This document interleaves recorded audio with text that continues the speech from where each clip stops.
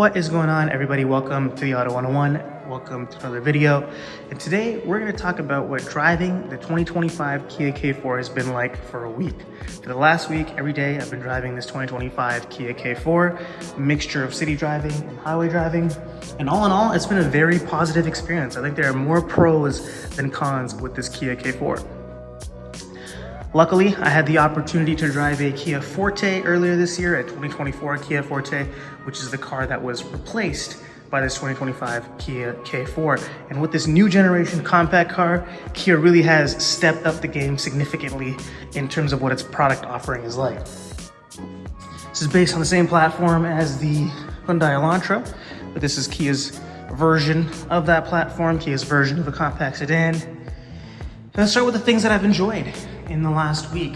Firstly, I think Kia's done a really good job of making it stand out on the road. Every time I came up to this when it was parked or when I left it behind, I would look at it, not because I think it's particularly the best looking car out there. The looks are very subjective, but I do think that it's a super unique looking car, especially for a compact sedan. And I think in terms of making a car that stands out on the road, Kia has done a good job. And sometimes that's really all you need, is a car that looks different from the rest. It makes you feel a little bit special. And this definitely looks different from the rest, especially in this rear three-quarter treatment, the door, the window, the hatch, the fastback shape, the rear end treatment. Looks really unique.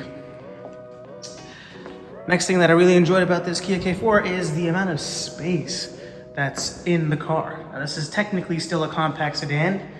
Outwardly, the dimensions are closer to a mid-size sedan from maybe like 15 years ago.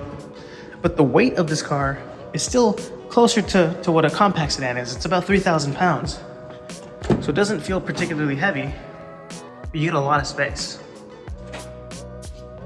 And even the interior, moving back to my earlier point, is designed in a very unique way. You can see these seat backs have a cool little design to them. Yes, very spacious. Spacious in the front, spacious in the back, and even though this is not a SUV, clearly, there is a lot of space in the trunk as well. Can't really see it in this parking garage, and I apologize, but it's a very spacious trunk with a well laid out design. It's a square shape, so it's easy to put stuff in there. One thing I really enjoyed about this car, given that I was doing a lot of city driving, a lot of stop and go driving, is the fuel efficiency. This 2-liter inline 4 with the CVT transmission that Kia calls an IVT is very fuel efficient. Throughout my week, I was getting about 30 miles per gallon, and the overwhelming majority of that was city driving. And I think that's pretty impressive, really. To consistently get that number. This is EPA rated at 30 mpg in the city, 40 mpg on the highway. And I think it did exactly what those numbers promise. And I also liked the amount of standard features that came with this car. This car retails for under $25,000. And for that, there's a full set of active safety. And it's really good active safety. All the cruise control, the lane keep assist, the active lane departure assistance, stop and go for the cruise control, blind spot monitoring. It has everything. CarPlay, the proper set of physical buttons, a fast responsive screen. It really has done it all for a price point. It's quite nice. And I enjoyed using those features because they're executed really well. I did notice though that the lane keep assist in the time that I was using it was a little bit aggressive. It would kind of jerk the steering wheel in your hand a little bit. So it felt disconcerting at some points, but it's still better than some other systems that are out there. So I'm not gonna complain too much for Kia, including that as standard. Active cruise control is great. Stop and go is great. A little bit grabby on the brakes sometimes, but it's not full self-driving. So it's gonna be a little bit temperamental, and it was fine.